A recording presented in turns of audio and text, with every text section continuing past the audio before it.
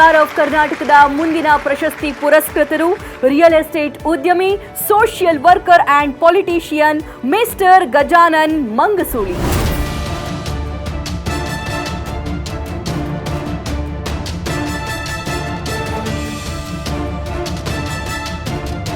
ಉದ್ಯಮ ಅನ್ನೋದು ದೊಡ್ಡ ಸಮುದ್ರ. ಆ ಸಮುದ್ರದಲ್ಲಿ ಈಜಾಡ್ದವರು ಗೆಲ್ಲೋದಿಲ್ಲ, ಅಲೆಗಳ ವಿರುದ್ಧ ಹೋರಾಡ್ದವರು ಗೆಲ್ತಾರೆ. ಈ ಮಾತಿನ ಅರ್ಥ ಪ್ರತಿ ಉದ್ಯಮಿಗೂ ಗೊತ್ತಿರುತ್ತೆ. ರಿಸ್ಕ್ ತೆಗೆದುಕೊಳ್ಳದೆ ಉದ್ಯಮದಲ್ಲಿ ಗೆಲ್ಲುವಂಥ ಉದಾಹರಣೆಯೇ ಇಲ್ಲ. ಇಂಥ ಸಾಲಿಗೆ ಬರೋರು ಬೆಳಗಾವಿ ಜಿಲ್ಲೆಯ ಅಥಣಿ ತಾಲೂಕಿನ ಗಜಾನನ ಮಂಗಸೂಳಿ.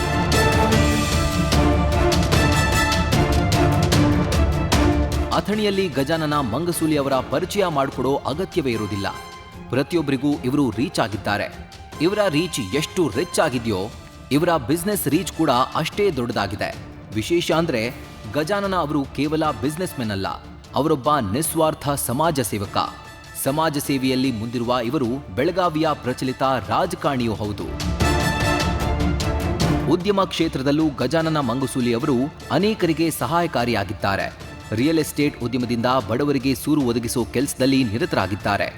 ಮಂಗಸೂಲಿ ಅವರು ಸಾಮಾನ್ಯ ಭೂ ಒಡೆಯರಲ್ಲ, ಸಾವಿರಾರು ಎಕರೆಯ ಭೂಮಿ ಇದ್ದ ಜಮೀನ್ದಾರರು. ಅವರ ತಂದೆಯವರು ಸಹ ಬಡವರ ಹಿತದೃಷ್ಟಿಯಿಂದ ಬಡ ಜನರಿಗೆ ಕಡಿಮೆ ಬೆಲೆಗೆ ನಿವೇಶನ ಸಿಗ್ಲಿ ಅಂತ ಒಂದು ಲೇಔಟ್ ಮಾಡಿದ್ರು. ಈಗ ಗಜಾನನ ಮಂಗಸೂಲಿ ಕೂಡ ರಿಯಲ್ ಎಸ್ಟೇಟ್ಗೆ ಕಾಲಿಟ್ಟಿದ್ದಾರೆ.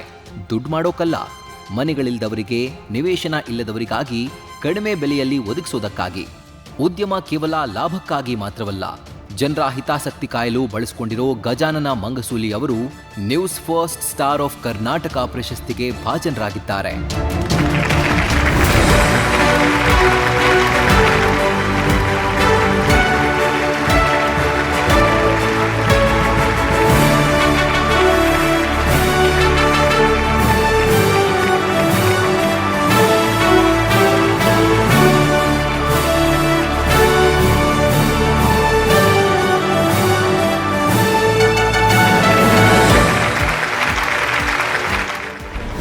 ನಿಜವಾಗಿಯೂ ಇವತ್ತು ಎಲ್ಲ ಬೆಂಗಳೂರು ಮತ್ತು ಸುತ್ತಮುತ್ತ ಮೈಸೂರು ಕೇಂದ್ರೀಕೃತವಾಗಿ ಚಟುವಟಿಕೆಗಳು ನಡೀತಾ ಇದೆ.